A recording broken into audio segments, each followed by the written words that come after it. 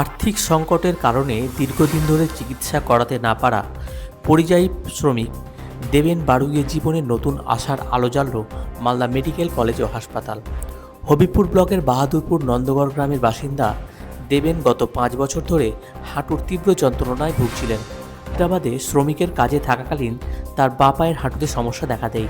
ক্রমে হাঁটা চলা প্রায় অসম্ভব হয়ে পড়ে।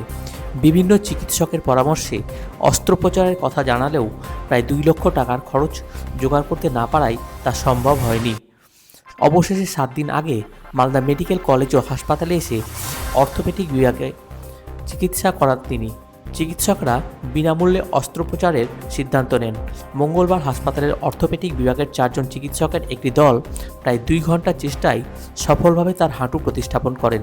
চিকিৎসকদের মতে এই প্রথম মালদা মেডিকেল কলেজে এমন জটিল অস্ত্রোপচার সফলভাবে সম্পন্ন হলো। পরিকাঠামোগত কিছু সীমাবদ্ধতা থাকা সত্ত্বেও এই সাহসী পদক্ষেপ নিঃসন্দেহে জেলার জন্য বড় সাফল্য। বর্তমানে রোগীর অবস্থা স্থিতিশীল।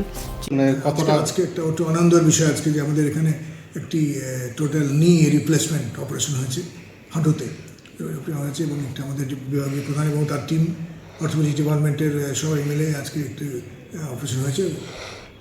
এবং এখন পেশেন্ট এখানে ওয়ার্ডে চলে যাচ্ছে, এবং এটা আমাদের খুব আনন্দের বিষয়। এবং এই ধরনের অপারেশন আমাদের এখানে যে হচ্ছে এটা আমাদের গর্বের জায়গা একটি, এবং এখানে হলো এর আগে হয়েছে কিন্তু আমরা জানাতে পারছিলাম না, জানাচ্ছি এবার।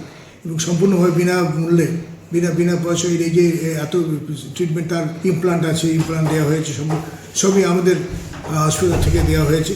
এবং এর পরবর্তীকালে তার যা সাপোর্টিভ লাগবে, ওয়ার্কিং অ্যাপারেটাস বা ট্রেনিং বা পরবর্তীকালে তাকে সাপোর্ট সবই এখান থেকে আমরা বিনামূল্যে আমরা সরকারি পুলিশ এখান থেকে দেবো।